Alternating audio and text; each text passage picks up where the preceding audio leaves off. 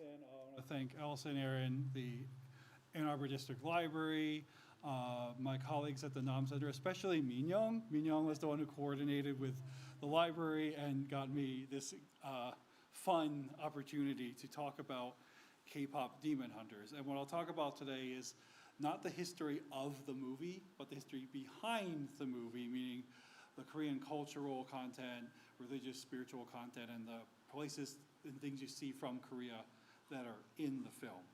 So you all know, presumably if you're here, you know that K-pop Demon Hunters is a very successful and very popular animated film released on Netflix in 2025. And it was created by a Korean-Canadian filmmaker named Maggie Kang, along with a team of other, mostly American, some of Korean descent, some not with any connection to Korea at all, in the United States, originally by Sony, although now it's completely owned by Netflix. Sony made a mistake there, selling the rights to that. But the people did their homework. They really made this. I've been telling people I think this is like a love letter to Korean popular culture. That's how much effort was clearly put into it. And it was clearly a labor of love.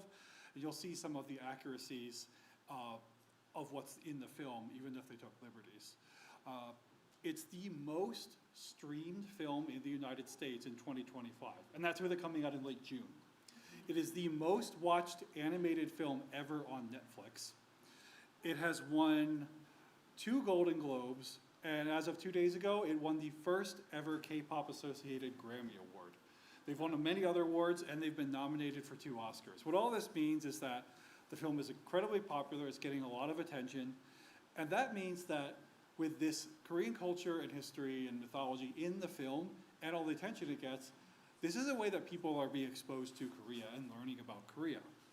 As a professional scholar of Korea, someone who likes to teach about Korea, this is the best thing to do for me is to seize on this opportunity. There's a lot of great stuff in the film, so I'm going to teach you all about the stuff that's in the movie, and you'll hopefully all become more excited about Korea. I know some of you are even about to go to Korea, and you can all learn a lot more about it, and there's plenty of content out there. And there's a sequel coming in 3 years with more Korea stuff in it. We all have to wait and see what that is. So first, let's just talk about Korea. Korea is a country in Northeast Asia. It is a peninsula in Northeast Asia, bordered by China on the north. This is not showing up at that distance, sorry. China and a small amount of Russia in the northeast. It's near Japan. For about 2,000 years, Korea was ruled by a series of royal dynasties that each lasted for many centuries. Until about the turn of the 20th century, it was occupied for decades by Japan. And then in 1945, it was split apart into 2 countries, North Korea and South Korea. Up until that point, they have a shared common history and culture.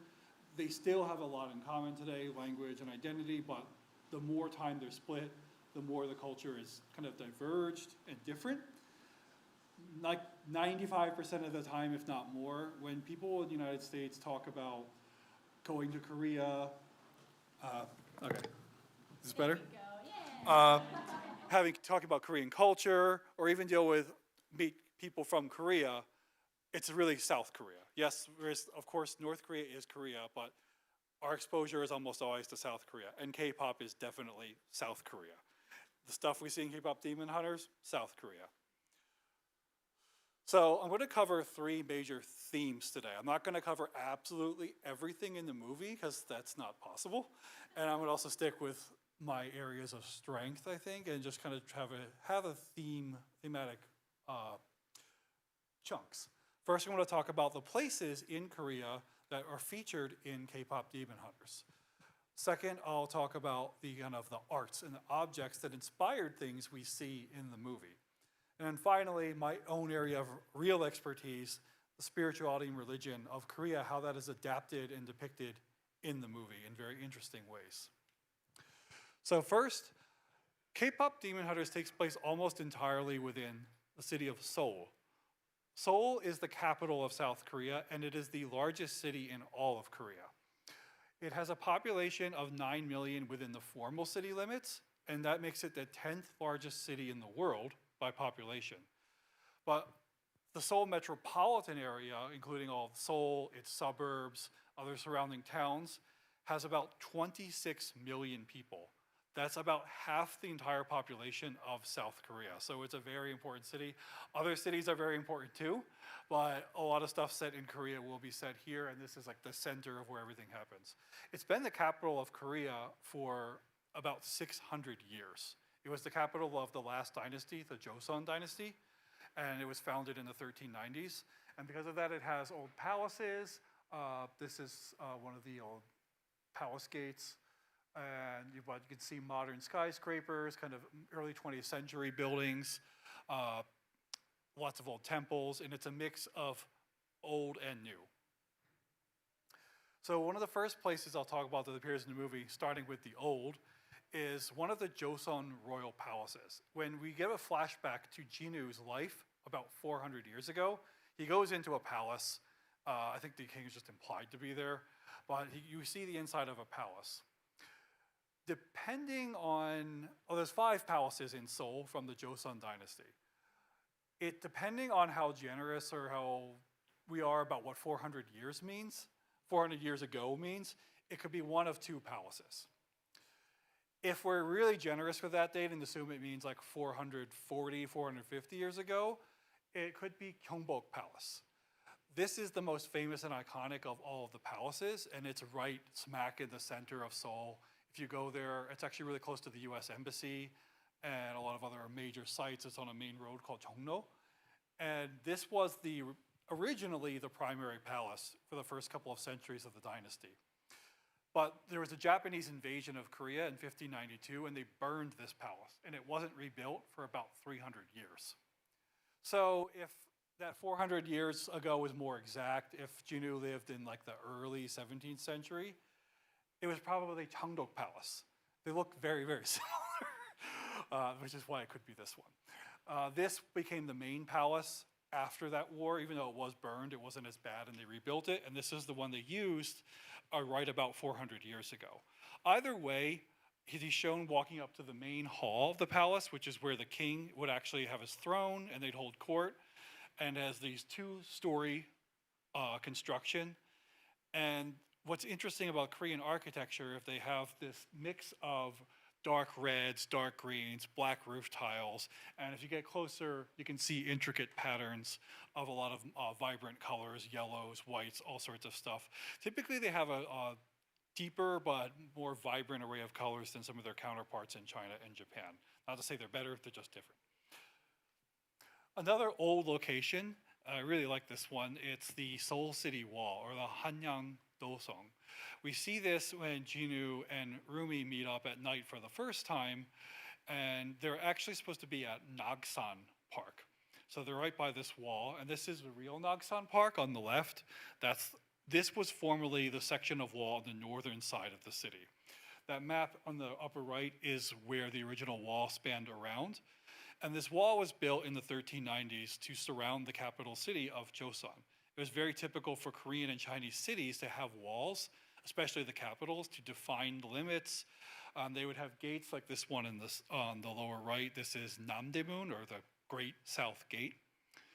And these would control entry and provide defense. The walls provide defense if they were ever invaded. Nowadays, though, Seoul is a lot bigger than it ever was in that time period. So all of these gates and the wall that once surrounded the city are almost in the center of the city now. So you have to go to the middle part of the city to see these. This is another section of the wall at Namsan, which literally South Mountain. This used to be the southern end of the city. It's now smack in the middle. I took this picture in 2016. So this section actually looks a little bit more like the scene, except the wall's sloping the other direction. Right in that same area on Namsan, South Mountain, is Namsan Tower. This is the location where the Saja boys have their concert toward the end of the movie, and where Huntrix finally win the movie at the end. And that's the real location. The Namsan Tower, also called the N Seoul Tower, is an observation tower that was built in 1971 on top of Namsan, South Mountain. And it's right in the center of Seoul. It was built in 1971. It was really just like a broadcasting tower, and then after a few years, they added the observation deck. And this makes it a very popular destination for both locals and tourists because you can get up in that observation deck and see so much of Seoul, and you get a spectacular view. It's also an iconic landmark that can be seen very easily from a lot of parts of central Seoul, and a lot of shots of places like Myeongdong are strategically taken so you can see Namsan Tower in the background. There's no concert venue on top of Namsan, like in the movie. That was completely made up. I guess you could temporarily build one there, but probably not that big. But it's a fantastic place. You should definitely go. There's a lot. It's a great parks. They have museums, libraries, temples, and shrines.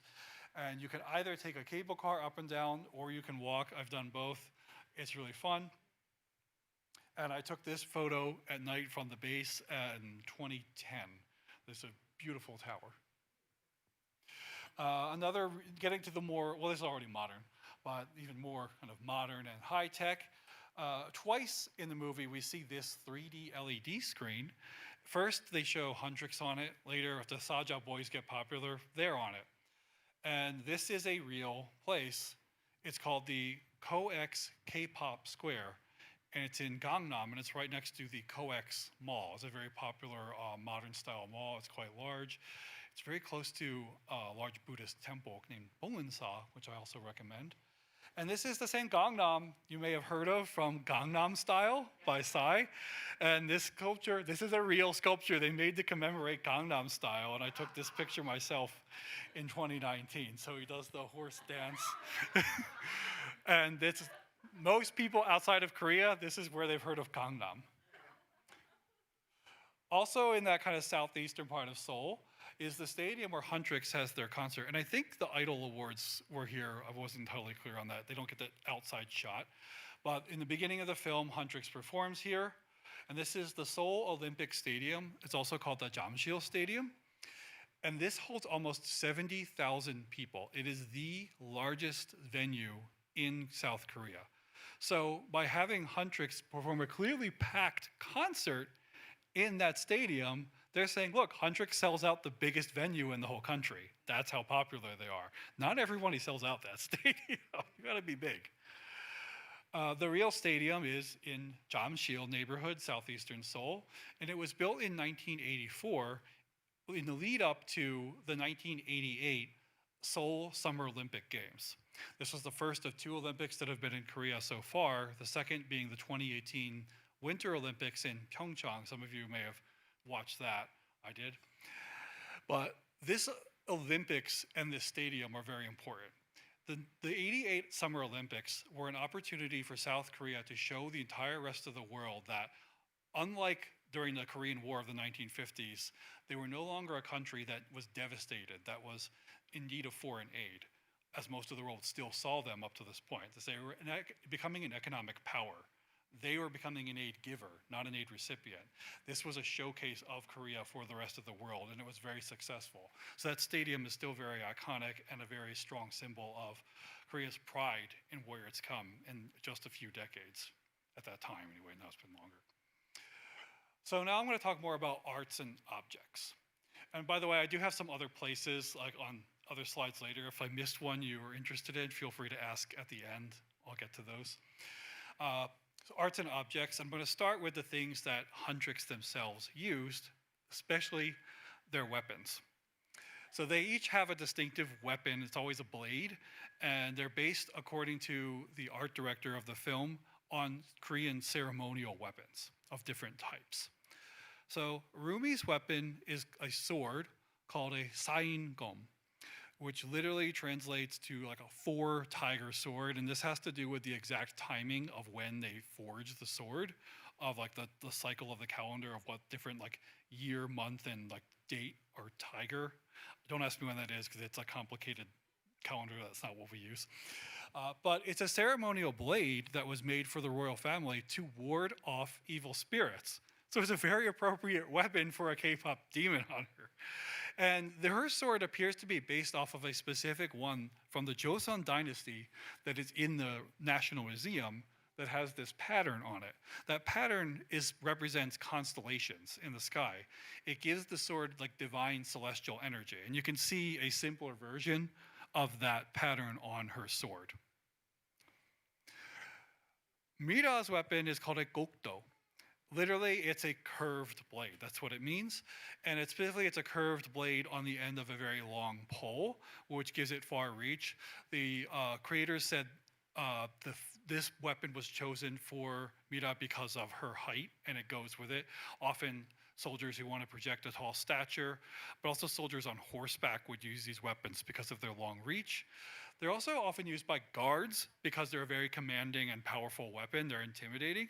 So in Korea, you would see these weapons being used by the royal guards in the Joseon dynasty. You can see these guys, not like the real ones, but reenactments of them in person. If you go to any of the 5 palaces and some other places in Seoul, they do scheduled reenactments. And if you watch K-dramas that have a historical setting, you'll probably see some of these if they have a king in there. But I also forgot to mention, this is a much older version of the Gokdo. This is from the Gaya kingdom. And this was very in the early 1st, 2nd, 3rd century time period. Finally, Zoe's weapon is called Shinkao, which literally means spirit blade or spirit knife. Now, she uses these in sets of 3, but usually these are used by shamans in sets of 2. And the real ones have these long, but not long, but these thin, short blades. They're a little bit rounded, and they sometimes, but not always, have a handle part, and they usually have a tassel, like we see there. Hers don't have the handle, but they do have tassels. You can see it a little bit there. The reason that hers are wider and rounded, according to the character designer and art director, was it was supposed to complement her bubbly personality. The real ones are like the one on the left, are used by shamans in pairs when they do their gut rituals, which involve a lot of sound and dancing, and I'll get more to that later. But these are all weapons that are connected either to Korean ceremonies and some to spirituality and doing things related to divine circumstances. And here's shamans, in real Korean shamans using blades. Shamans almost always use blades of some sort in their ceremonies, so it's extremely appropriate for a demon hunter rooted in shamanism to use a bladed weapon. The real shamans, though, don't actually fight the demons with their blades, but I'll get to that. The other object that we see them carrying, I know these pictures are really hard to make out, I have to zoom in, but these things called norige. And these are these tassels, a combination of tassel, knot, and charms that every member of Huntrix has hanging on their waist. These are a real tradition from Korea. They're a common accessory worn mostly by women, but not exclusively. And they always feature 1 or 2 tassels called sul, a complex knot that is always done in a certain style called a medup. And then they may or may not have additional objects hung from them as charms. They're believed to come back. The modern design is believed to come from the Joseon dynasty, which is 14th to 19th or early 20th century. But it's believed that earlier versions are even older than that. And these are still very common in Korea. You see them sold as souvenirs, and people wear them with any traditional clothing, or just sometimes as fun accessories with modern clothing. More for the art side, getting into paintings now. 2 types of paintings in particular are represented well in the film. When Huntrix is performing at the Idol Awards, they have this backdrop behind them. We see mountain peaks, a sun and a moon, and trees. This is called Ilwo Obongdo in Korean, which literally means sun, moon, 5 peaks painting. It's a very simple name once you know Korean. And this is a tradition from the Joseon dynasty. Again, everything's from Joseon dynasty. I didn't make the movie. And it usually was painted on a folding screen that went behind the king's throne, just like here. And this is a little bit blurry. I did take this picture at one of the palaces, Changgyeong Palace, last July.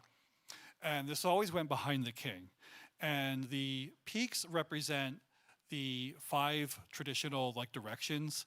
In East Asia, traditionally center is a direction. So there will be 5 sacred peaks, 1 for each direction. The sun represents the king. The moon is said to represent the queen. The pine trees represent longevity. So this painting was used to kind of wish for peace and prosperity in the land for the king. and also as just a representation of their authority. In the modern era, it's just come to be used as a representation of Korea in general. So it's not considered to be like usurping kingly authority or anything like that. There's no king in Korea anymore, by the way. There's not even ceremonially. So there's no problem with that. This one got an even bigger spotlight. The Korean film has a couple of breakout characters for sure. Derpy the tiger and Sussy the magpie. That bird is a magpie. It's close to a crow, but it's not a crow. And this is based off of a very old tradition in Korea. They didn't make these up out of thin air, except for Derpy being blue. I don't think I've ever seen a blue tiger before him. But this comes from a thing called tradition in art called Gachihorangi or Hojakdo, tiger and magpie or magpie and tiger. So hundreds of years ago, during the Joseon dynasty, this started as this tradition of painting tigers and magpies together. Over time, it was picked up not by professional artists, or professionals, but picked up by as a part of folk art, minhwa, like folk painting. So the common people would paint this motif of tigers and magpies together, and they started to intentionally make the tiger look foolish or derpy, because the tiger represents the elite upper class officials. So they're trying to make the upper officials look stupid without actually obviously doing it. There's plausible deniability here. So that's just a funny looking tiger. And the magpie represents the commoners, and the magpie is confident. And you can see in the middle painting, he looks like he's mocking the tiger. This is a common motif that went on throughout the Joseon dynasty and has clearly been picked up. You also notice that one of them actually doesn't look like a tiger. It looks like a leopard. They were pretty much treated interchangeably in Korean art until around the 19th or 20th century. So effectively, it's a tiger, but it's not a tiger. It's the same thing. Now, finally, now is my real big area of expertise, so forgive me if I seem a little over-passionate about this one, religion and spirituality. First, Korea might be very ethnically united, homogenous culture. Of course, they do have diverse people of different backgrounds, different immigrants, people of different walks of life. But what's interesting is despite the ethnic sameness of Korea, it's very religiously complex and diverse. No single religion is the majority in South Korea today. And some of the major religions, in order of their emergence or arrival in Korea, are shamanism, specifically Korean shamanism. This is from Korea.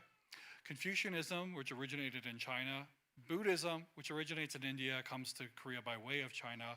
And then finally, Christianity, which was introduced by missionaries from Western countries, but also partly through China. And most of these religions, except for Christianity, there's not really this idea that if you were a Buddhist, you can only be a Buddhist. That's a very Christian, Muslim, Jewish concept that if you have religion, you only have one. For the most of Korean history, and even a lot of Koreans today, will actively participate in things related to shamanism, Confucianism, Buddhism, and sometimes even Christianity. And even a lot of Christians will code these other things. They'll say this is culture, because it all bleeds together anyway. So things from these backgrounds are just intersecting and merging in Korean culture. So it's not even inconsistent for K-pop Demon Hunters to play with these themes and mix them together and make twists on them, because that's what happens anyway in real life. And of course, they also had to make a good story for a movie. So who can blame them for making an interesting movie that we want to watch? So the first generation of K-pop Demon Hunters, they weren't K-pop Demon Hunters, they were just Demon Hunters that we see in the flashbacks are clearly Korean shamans, or mudang. Korean shamans are predominantly women. There are some men, but very few. And shamans are believed to deal with spirits. So the spirit world and the human world in traditional Korean mythology and folk belief are intermingled with one another. There are spirits, they might help you, they might cause problems. If they're unhappy, you need to deal with that. That's what a shaman does. So it's like calling the doctor if you're sick, but the problem is a spirit. Sometimes they can actually be possessed intentionally. They allow the spirits to possess them, so they can be the channel for the spirit to communicate, the medium. Sometimes they just perform rituals to take care of the spirits to solve problems. And these rituals almost always involve like a lot of music, loud noise, dancing, and vibrant colors. So in this way, like connecting shamanism with K-pop is actually not that strange. A lot of music and flash and style goes into it. And the participation of the audience is also quite important in shamanic rituals, not unlike Huntrix's demon hunting via K-pop performances and getting their fans to help them. This is a real shaman. Most of them wouldn't say they fight demons per se, because they're not all these spirits are not bad. There are some bad ones, but a lot of times they're just solving problems, even helping the spirits who are in trouble or stuck somewhere or unhappy. However, I do have colleagues who work closely with shamans who have been telling me that some of the more savvy shamans have been branding themselves as demon hunters since this movie came out. And like, whatever works, right? So like, it's interesting that the movie is actually feeding back into and influencing Korean religion already. Another strong connection with shamanism is the scene that we see when the Huntrix members go and meet their mentor, Celine, who was himself a former demon hunter. They're in front of this tree with these ribbons hanging from it and these rocks piled around the base, and you can barely see a rope around the middle. And this is a central feature of what's called a sonangdang. And this is sometimes called a sonangnamu or dangnamu, which just means like altar tree. A sonangdang is a traditional village shrine in Korea, and it's built to kind of commemorate or honor the local spirits and appease them. They may also have this additional altar built nearby it, but they have streamers hanging from them, ropes around the middle, and always have these rocks piled around the center. And it's just a central place in a village to recognize the importance of the spirits, and it's strongly associated with shamanism. So having them meet her there is very important to create that connection of this shamanic lineage. And lineage is very important in Korean shamanism. All shamans have to have a shaman mentor who teaches them, and they continue to go back to them and learn from them when they experience problems, just like Huntrix does with Celine. But there won't be demon hunters without demons. The Korean word for demon is angma. It's very close to, it's a cognate actually of the Japanese word akuma. If you've watched any anime, you've probably heard that word. And the demons in K-pop Demon Hunters they all come from this demon world, and they kind of come to this world and steal and eat souls. In Korean folklore, it's not quite that simple. They're not all bad. They don't usually eat souls. A lot of them just are mischievous and have problems. Some of them are bad, some of them are good, some of them are neutral. They're also more intermingled with the world than the demons in K-pop Demon Hunters. But they also come from kind of just general folklore, from shamanism, from Buddhism, and those things even mixed together. And they draw a number of specific influences, and I'll talk about the influences and the categories that the creators of the film cited and give some further explanation. According to the creators, most of the demons are of the dokebi type, and they're like mostly red, but some of them more like purple or blue. They have this kind of traditional sort of ugly, demonic look, but very cartoonish. They call these dokebi, but dokebi can look a little like this, but usually they're not exactly this style. Dokebi tend to be a little bit shorter. They may have a horn. They usually carry mallets. These demons are a little bit inspired by maybe like Japanese oni, but also the figures you've seen painted on in Buddhist temples and some shamanic shrines and temples in Korea. The creators did reference vaguely saying they got stuff off of the architecture in like Korean buildings. So I think that's what they meant, was they looked at Buddhist temples or old shrines that have these demons painted on them and used that to inspire a variety of different demons in the film.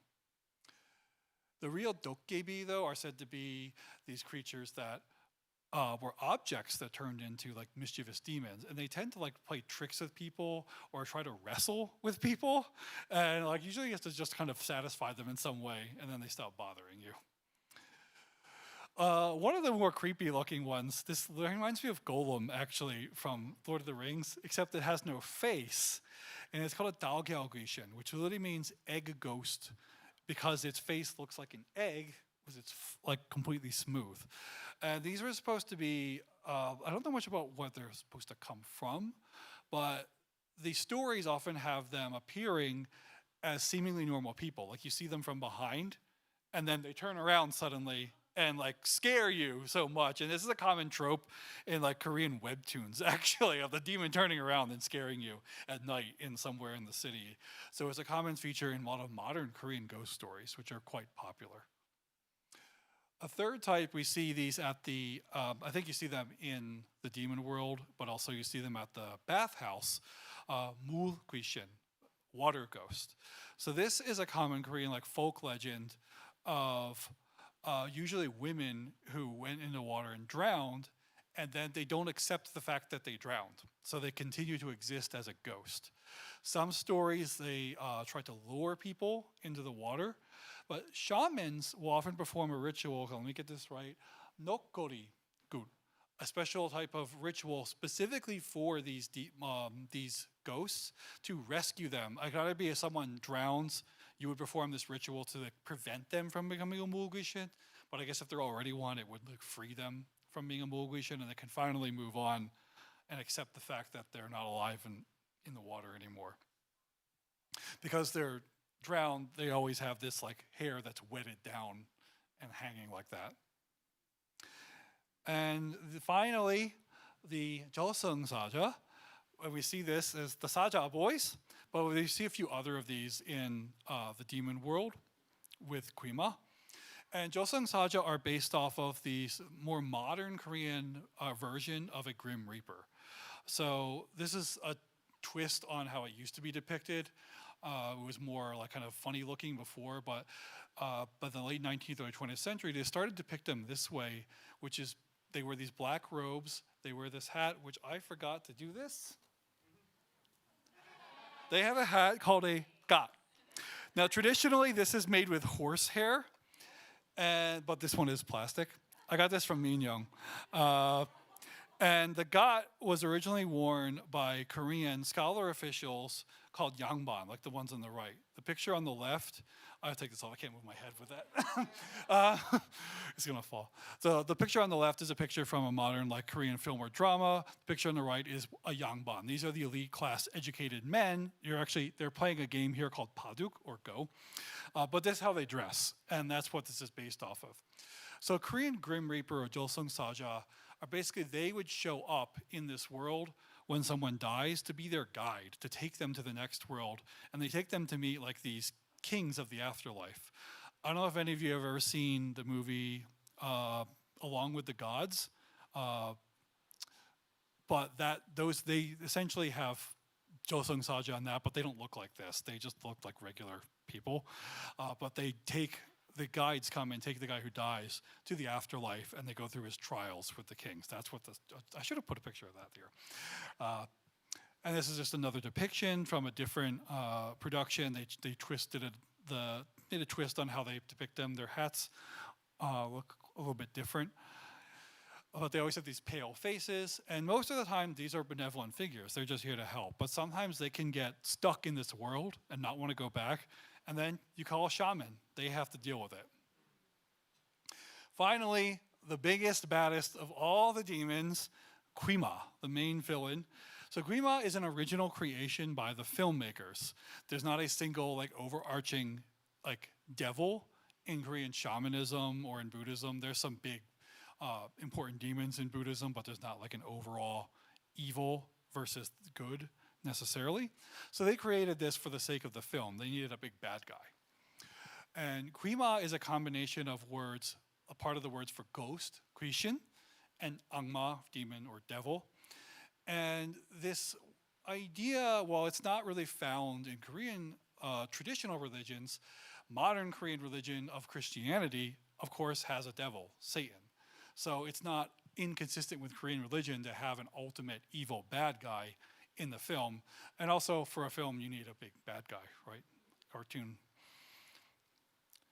And ultimately, the Huntrix wins because of the Honmun. Honmun is their most important tool. This is another invention of the filmmakers, but it's a very interesting concept that they've executed quite well. Honmun in Korean literally means spirit gate, and it basically is a barrier or like a to control the entry of demons into this world.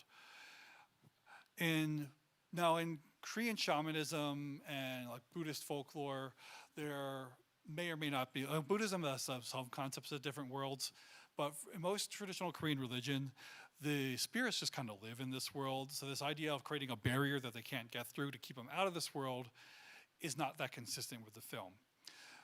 But I think the Honmun is a good theatrical, like kind of plot device, a literary device to represent the role that shamans play. Shamans continually maintain the relationship between the spirit world and the human world by performing rituals. Those rituals involve dance, sound, music, and the participation of the people. They have to keep doing this. You don't just do a ritual once and like forever, that's it, you're good. Things have to be fixed now and again. So the Honmun is a good way to kind of represent that as this cool plot device. So again, I think it's not inconsistent with Korean religion. It's just a particular take on it for a particular story. Korean religion is always, like all religion, is always evolving, changing, adapting, and new stories are being created. So I want to end on this great image. I think it's very appropriate. The golden Honmun covering Korea. And I really hope that you've all learned a lot today, and I hope you have a lot more interest in Korea. I do have some other stuff that we can talk about, but I hope you have questions. I'm happy to take any questions about what I can answer about the movie and its culture and Korean religion. And I hope you're inspired to learn more. Thank you so much.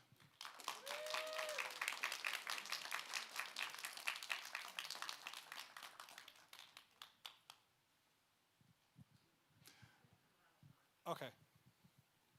She'll bring you a mic. And that is just because accessibility and people watching at home, they want to hear. In the picture you had of the stadium, there was a character on the entrance ramp. What was that, and what was its significance? This one? Yeah. Yeah, there's a kind of cartoon. Oh yeah, the tiger. That was the mascot of the Seoul Olympics. What was his name? Hodori. Yeah. He was the mascot. You see, Korea loves tigers as mascots. Like that's like a tiger is considered to be like one of the big representative animals of Korea. So tigers are everywhere, not just in K-pop Demon Hunters. The patterns that like the demons have, does that have any like cultural significance? I'm not specifically aware of anything like that in Korean, like shamanistic or religions.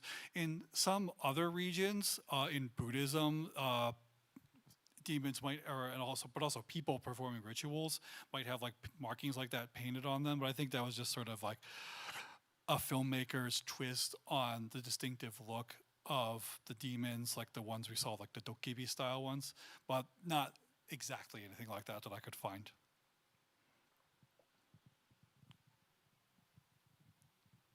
You mentioned that tigers are very popular in Korean culture.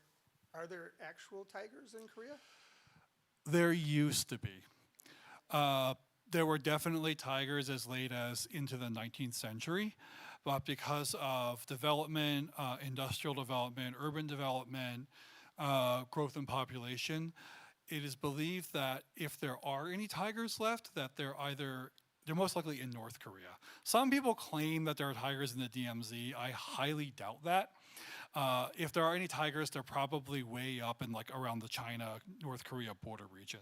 So it's possible, but it's increasingly slim. Unfortunately, the tigers are I don't know if they're extinct, but their population of that Siberian tiger is definitely a dwindling population, unfortunately.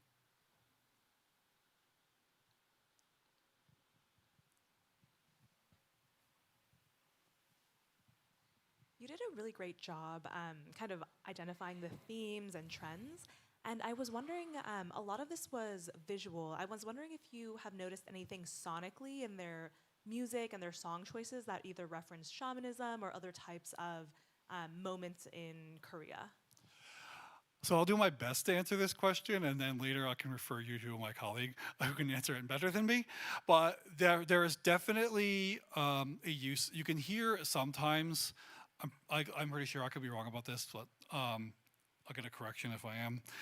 I do think that there's parts where you can hear this traditional Korean instruments being played, especially string instruments. I think there's some of them might have a beatpop played, and I know it sounds like a gayagum is played in some of the music, but I'm not entirely sure. I'll put you in touch with my knowledgeable colleague later. Hi, yes, you can answer. I'm a my name is Honong. I'm a PhD candidate in ethnomusicology at University of Michigan. So apparently, one of the main protagonists from Saja Boys play the pipa, which sounds like guitar, but that pipa is actually inscribed as from Tang Dynasty. In one of the 15th century like Korean literatures, it depicts it as Tang Bipa. But there is also Hyang Bipa, which is actually indigenous.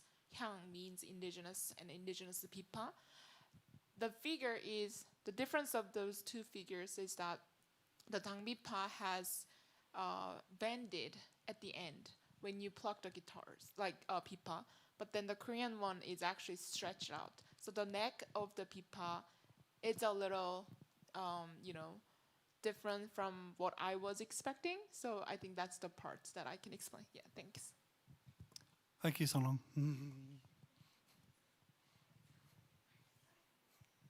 So mine is a two-part question. I'm intrigued about shamanism. So if they have a connection to the afterworld, so like if my grandmother had died, Hawamani, and I could like hire a shaman to say, hey, how's my grandma doing in the afterlife? Is that kind of like that kind of thought process? Is that? You said there was another part of the question? And yeah, the second part is, could I hire a shaman so that it would help me ease into the afterworld in a nicer way? So I'm not 100% an expert on all the intricacies of shamanism, but I don't think it's so much like a direct conversation, like the way we think of like spirit mediums in the United States, but you could hire a shaman if you felt like for some reason that maybe your grandmother's spirit is in need of some attention or restless, or you yourself feel like something's unfulfilled. You could hire a shaman to try to figure that out and try to perform rituals to tend to like the comfort essentially of your grandmother's spirit. And it would depend entirely on the situation. They would have to come and sort of like evaluate it, much like I used the metaphor of doctor because it's a very good metaphor. Until like modern medicine was introduced, like as modern medicine as we know was introduced in the late 19th century, like the line between like doctors and shamans was very fuzzy. So like they would come and like they'll like diagnose the situation and then prescribe the ritual. They might also tell you to do certain things to take care of the problem. But if you felt like you wanted to address something, you wanted to have something that's unresolved about your grandmother's death, then you could certainly consult a shaman and try to figure out, at their recommendation, what to do. But it wouldn't really be like a conversation as like depicted in a lot of American films.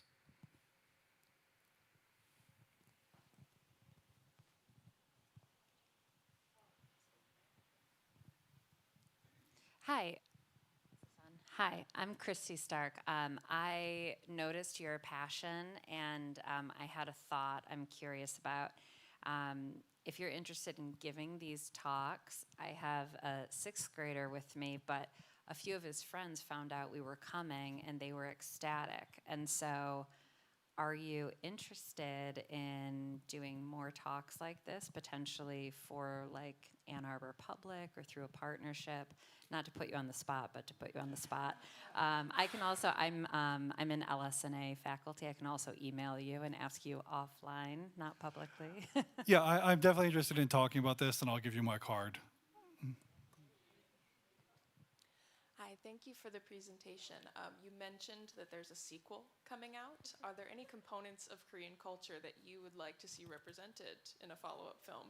It's the second time I've been asked that question today. It's less like what I want and more of like, I'm just curious to see how they do this because they've supposedly sealed off the demon world with the golden honeymoon, right? So I was thinking, and I told someone else this earlier today, that, well, maybe then now they'll get more into what else is in like the spirit world that's intermingling with the humans. Maybe now they show us some of these more like, maybe they're not just evil demons, but troubled spirits, or they're good, but they have a problem. So allegedly, according to the director, Derpy and Sussy stayed in this world and are now Rumi's pets. So like, what happens with that? Maybe they're not the only creatures like them. Maybe we see some other counterpart creatures. It would also just be interesting to see if there's more stuff related to Buddhism invoked in the next film, because Buddhism is very big in Korea, but of course they could invoke Confucian traditions as well more strongly. The film was obviously overwhelmingly shamanistic in what they're building on, and I don't think they'll stray too far from the theme and overcomplicate it, but I guess I'm just more curious than having anything specific I want to see.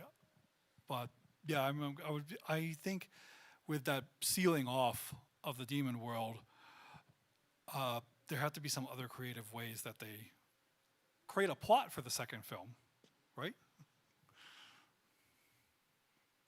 I'll come over.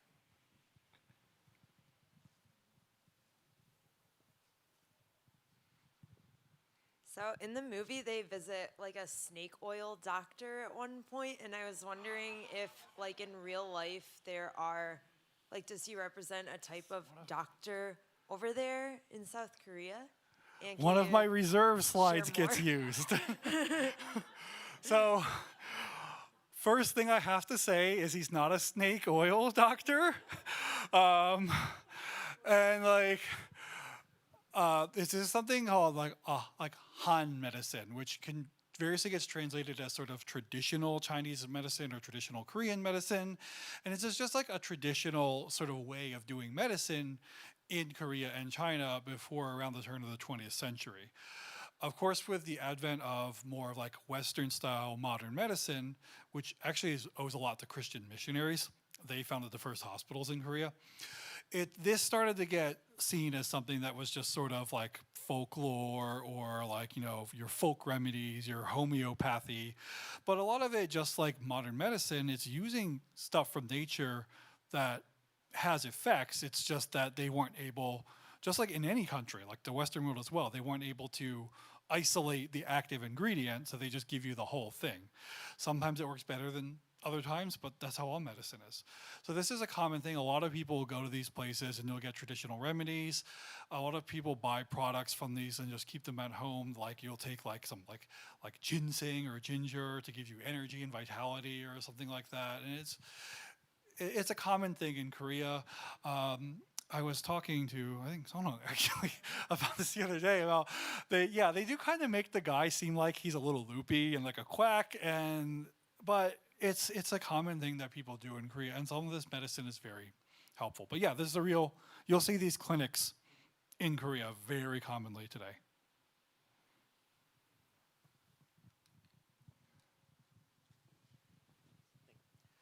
Two questions. One, do the numbers 3 and 5 have any significance in Korean culture? Because I was wondering, the demon fighters are always groups of 3, and just the adversaries for 5. I'm not sure about 5, but 3 definitely. 100%. 3 is considered an incredibly auspicious number, so a lucky number essentially in Korea, and it's very symbolic. 3 is used as a motif for a lot of things. Every generation of the Demon Hunters is shown as having 3. You also see 3 in a lot of other places in the film, just like there's 3 of something, and that's not always just because there's 3 members of Hundreds, so sometimes it is. But yes, like a combination of 3s is like the best thing, considered like the best in Korea. So 9 is actually like one of the ultimate numbers. And even in like Taekwondo, they actually have most Taekwondo schools do a structure of like 3, like 3, 3, 3. So like 9 is the best belt. There are of course exceptions to that. I think like mostly accidentally, but my wife and I actually got married on 3 p.m. on March 3rd. It's like, so like, yeah. But absolutely, like 3 is a great number. Okay. On the other hand, 4 is an unlucky number because it's a homophone with the word for death.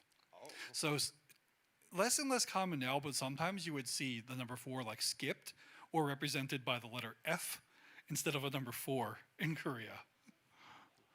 The second question is this was an excellent presentation. Thanks. I had some friends who wanted to come but weren't able to make it. Will this be available online at some point, maybe, or? Yes. Oh, Hence the microphone, so they can hear. Anyone else?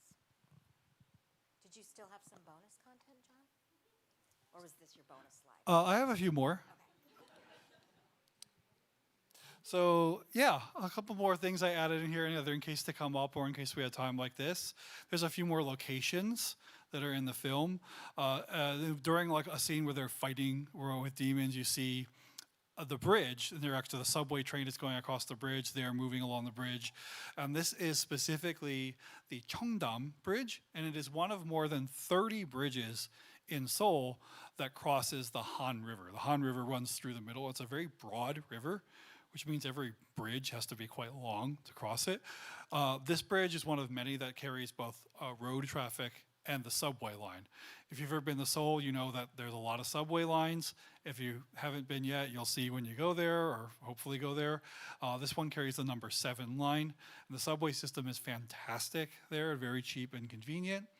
And this is one of the real pictures of the bridge. Another good location that's shown in the film, this is I think the second meetup between Rumi and Chinu. I could be wrong about the numbering of that. Bukchon Hanok Village. So this is a location in like kind of north central Seoul, and it's Bukchon literally means north village, and it's just a neighborhood that has a lot of traditional style Korean houses called Hanok.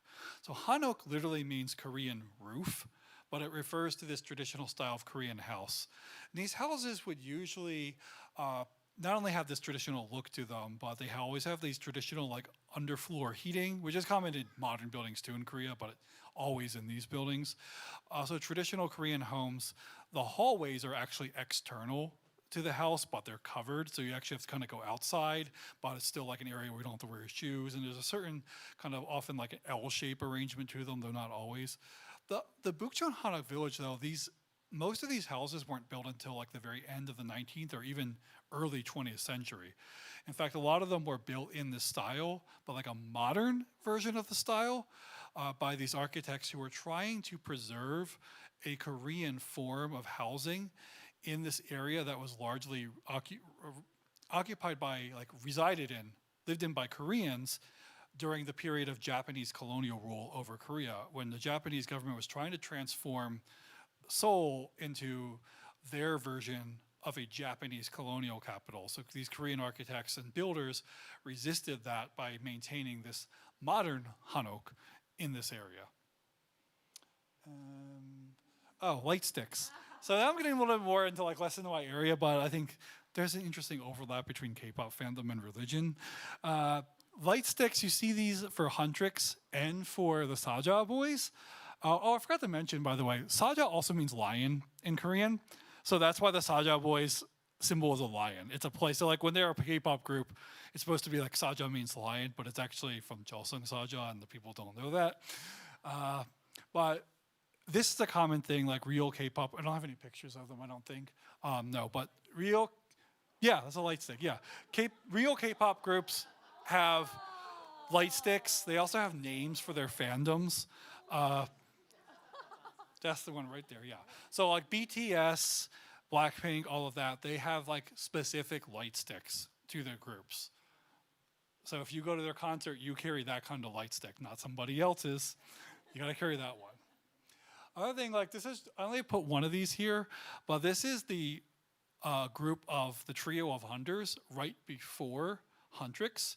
And the middle one is Celine, their mentor. But this group was referred to as the Sunlight Sisters. And this is people who are familiar with this period of Korean popular culture can immediately recognize that this is very much in line with like late 90s, early 2000s K-pop girl groups. Very much in line with stuff like SES and Twinkle and stuff like that. So we were talking about this earlier.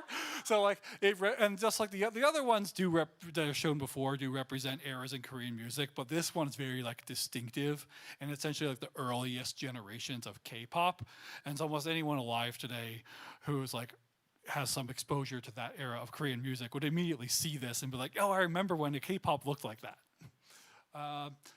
Food. There's a lot of cool food, good-looking food in the movie. Can't get into all of it, but I will say in this picture, just because for some reason it doesn't show up in this one, the red stuff in the front is kakdugi, which is a kimchi made out of radishes, like not the little red radishes we have here, but the big white radishes they have in Japan and China and Korea. You see ramen, so the instant ramen with their names on them. They have their own personalized ramen. So a lot of people in Korea eat instant cup ramen, and you just pour the hot water in, and it heats up, and it's ready to go in just a couple minutes. The thing in the middle, at one point you see one of them like eating the whole thing. Usually actually don't do that, but it's kimbap. So it is rice wrapped around vegetables and sometimes maybe some kind of meat, and it has seaweed on the outside. So it's not sushi, but it's a very similar type of food in that it contains rice, seaweed, and fillings, and it's rolled and then sliced up. But the seaweed is on the outside. Usually Japanese sushi has the seaweed inside the rice, with some exceptions. You see a bowl of rice there. These things with the cat face on them are hotdog. These are kind of like a Korean honey-filled pancake. They're very tasty. On the very left is omukkuk. So this is a soup that's made with fish cake. Now, fish cake might sound very odd if you're not familiar with it, but it's actually good. It's just made up. They take fish that's like ground up and make a cake out of it, just like we make stuff out of ground, like beef and ground meats in the United States. I think that bowl was supposed to be eggs, but they're really big for some reason. I'm confused by that. And there's a little piece of, and then you see on the top, that's this stuff called sundae, which is this sausage type, similar to like a sausage style dish, and it has like intestines and blood of some sort, but other stuff in it. It's actually delicious. It sounds weird when you say it the way I did, but. And the street food hot dogs. So in Korea, you have these things. You can buy these on carts in the street in Seoul. There are some places now in the U.S. that sell them, although they're usually pricey. But there's a hot dog or a sausage inside there, and it's very similar to a corn dog. But often the flour used is made from some other, like it could be corn, but it could be potato. And a lot of them are very intricate, and they'll have like pieces of like potato or whole French fries on them. And the people are now making ones that have like sweet and savory flavors on the outsides. You get ones covered in like a sweet cinnamon sugar kind of stuff, and you get all these different sauces and toppings. So it's just a really popular food in Korea, and that's all the extra stuff that I put in, but I'm happy to answer any more questions if we have time. Raise your hand if, yep.